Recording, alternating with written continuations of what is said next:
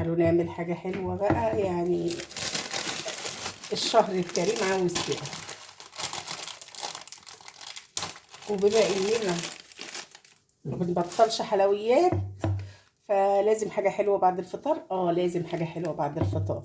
انا هنا هتعملي كوباية سكر عليها نص كوباية مية، هتقيسي، مالكيش دعوة بالكمية اللي انا بعملها، انا بعمل كميات كبيرة. فكوباية السكر عليها نص كوباية مية، عليها عصرة ليمونة، عليها رشة فانيليا. تمام كده. لكن انا الكمية دي اكتر من كيلو سكر، انا هعمل يعني حاجات بيها، حاجات تانية، وارفعهم على النار. ده الشربات لاي حاجة حلوة هتعمليها. معايا نص كيلو من اللبن، هحط عليه معلقتين سكر، لو معلقة كبيرة تمام.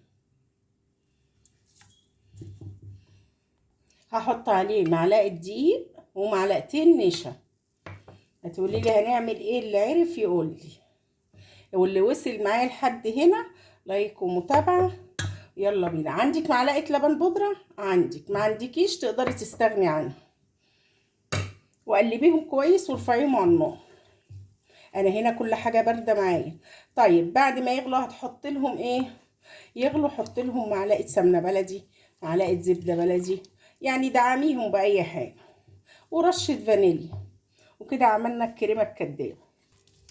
هنا الكريمة كانت خلصت معايا، حطينا مكعب زبدة، حطينا فانيليا، بس مش اكتر ولا اقل. وهسيبها. معايا صينيتي، معلقة زبدة هفردها في الصينية كلها. ومعايا لفة بقى، اظن دلوقتي عرفت انا هعمل ايه اهي. واللي وصل معايا لحد هنا ما ينسينيش من دعواتكم، ادعوا لي بالشفاء وادعوا والدي بالرحمة. وهنجيب بقى ورقة ورقة، حاولي تقطعي ورقة ورقة. نص الصينية تحت اهي،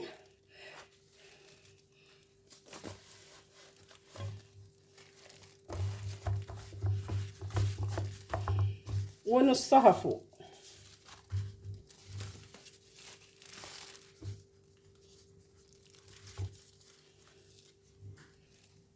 اهي احنا كده عملنا نصها من غير لا ده ورقه ورقه ولا اي حاجه. هقول لك دلوقتي هنعمل ايه. انا هنا دهنت نصها، هبتدي احط عليها ايه بقى؟ كريمه، الكريمه الكدابه اللي احنا عملناها. هتقولي لي مش هتوصل السمنه، هوريها لك دلوقتي ان شاء الله هتوصل وتبقى تحفه.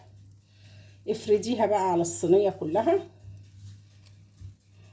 وهجيب ورقه ورقه اهي عليها، اغطيها بيها. حطي ورقة عكس ورقة، يعني الورقة دي اهي، حطي الورقة التانية عكسها.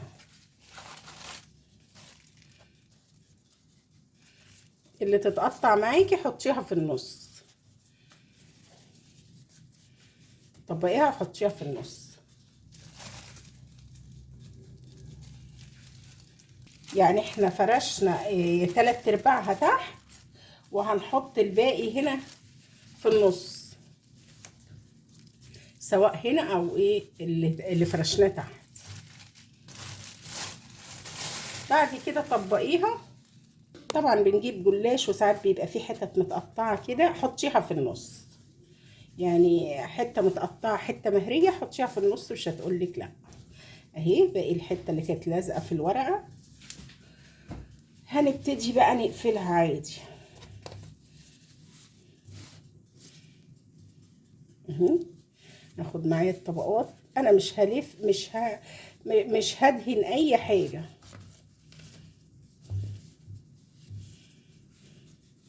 هنا الدهين ده بتاع تحت.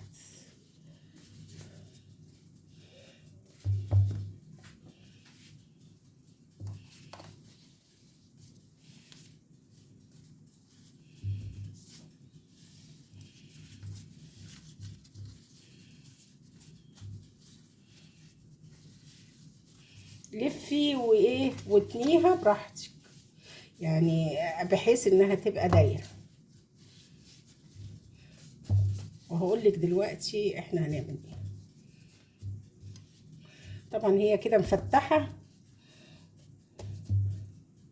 هنقلبها ازاي كده؟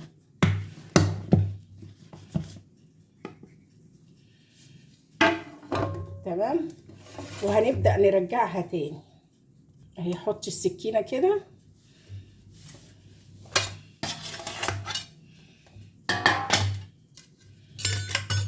وهنا بقى بمعلقة بسكينة اهي. نزلي بقى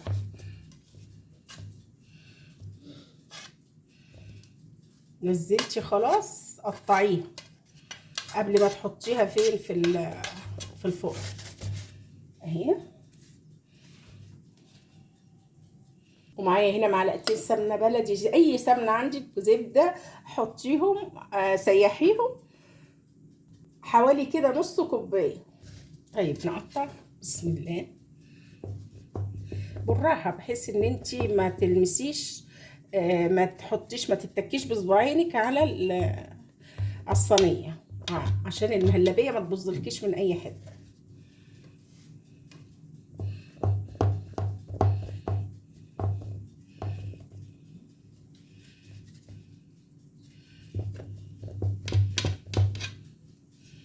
قطعي يعني 8 قطع كده.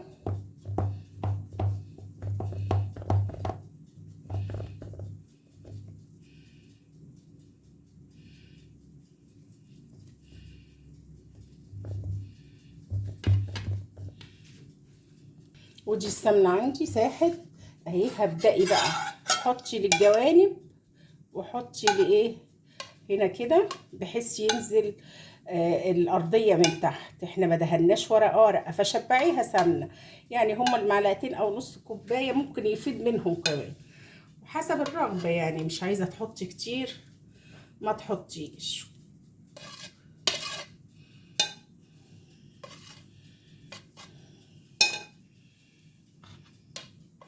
انا مش هحطهم كلهم عشان ما تبقاش دسمه قوي.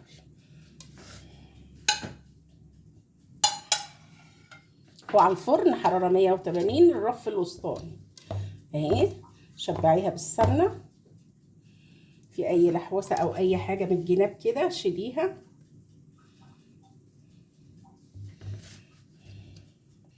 بصي على الجمال، بصي الجمال ده، خطيره. هاتي الشربات بقى اللي احنا عملناه حطي عليه، هي سخنه الشربات بارد.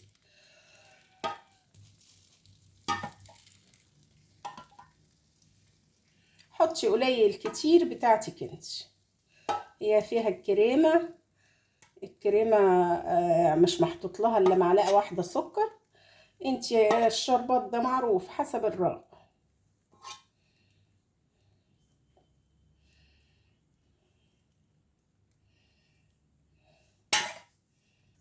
سيبيها تبرد وقطعيها اهي.